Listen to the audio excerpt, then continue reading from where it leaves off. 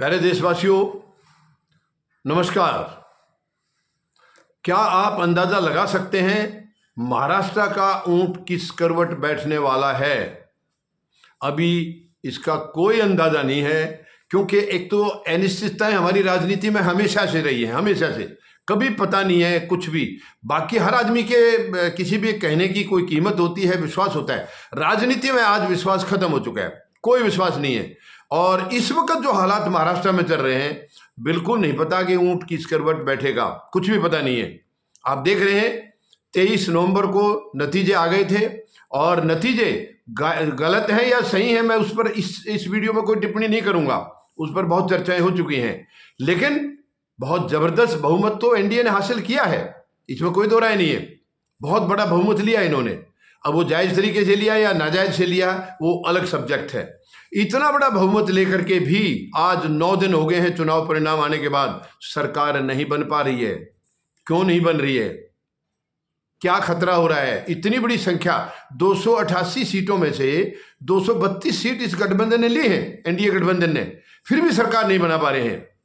क्योंकि इसका कारण यही है, अनिश्चितताएं जो राजनीति में भरी हैं, अवसरवादी जो माहौल आ गया है हमारी इसमें राजनीति में, वो सबसे बड़ा कारण है इसका।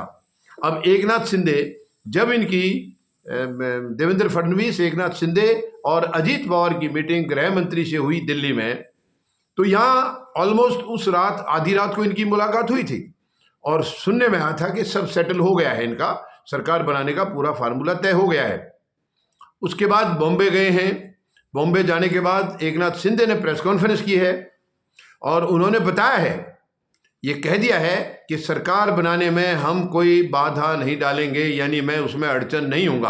अपना जो इनका मुख्यमंत्री का दावा था, मुख्यमंत्री पद का, वो दावा भी इन्होंने छोड़ दिया था। ये उन्होंने अनाउंस कर दिया था कि हम बीजेपी जो भी जिसको भी मुख्यमंत्री बनाएगी, हम उसको एक्सेप्ट करेंगे, मंजूर करेंगे, हमारी तरफ से कोई अड़चन नहीं आएगी। ये एकनाथ शिंदे का बयान था।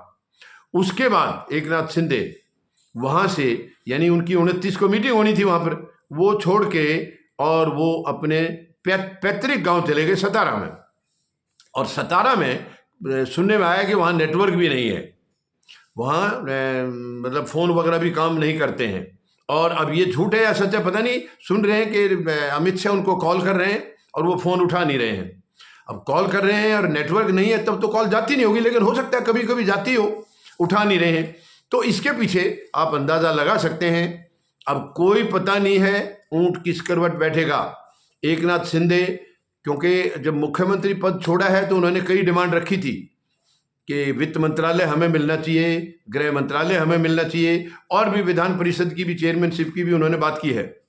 अब अगर इस पर सहमति नहीं बनती है बीजेपी की, तो मुझे ये शक लग रहा है कि शायद ये आसान नहीं है सरकार बनाना महाराष्ट्र में बीजेपी के लिए। बिल्कुल आसान नहीं होगा, इसमें कुछ भी हो सकता है, कुछ भी हो सकता है। क्योंकि शिंदे वहां से आए थे तो वहां भी वापस जा सकते हैं। ये भी तो एक बात है ना। देखिए, जो आयाराम गयाराम होते हैं उनका कोई भरोसा नहीं होता है, वो कब क्या गुल खिलाएंगे। तो कहने का मतलब यह है कि अभी फिलहाल महाराष्ट्र में बिल्कुल भी अंदाजा नहीं है अब वो वहां से कब आ रहे हैं, वापस कब आएंगे अपने गांव से, पैतृक गांव से, आकर के क्या रंग रूप लेंगे। इस वक्त वो कार्यवाहक सीएम हैं, कार्यवाहक मुख्यमंत्री हैं। मुख्यमंत्री पद से उन्होंने 26 नवंबर को इस्तीफा दे दिया था, क्योंकि विधानसभा की वैलिडिटी उसी दिन तक थी।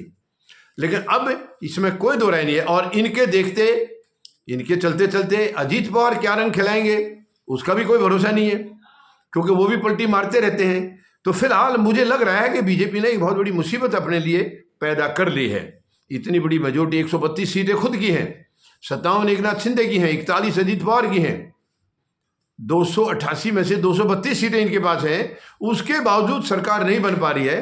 तो सच में ये कोई ना कोई तो है, इतनी भारी अड़चन है इसके पीछे।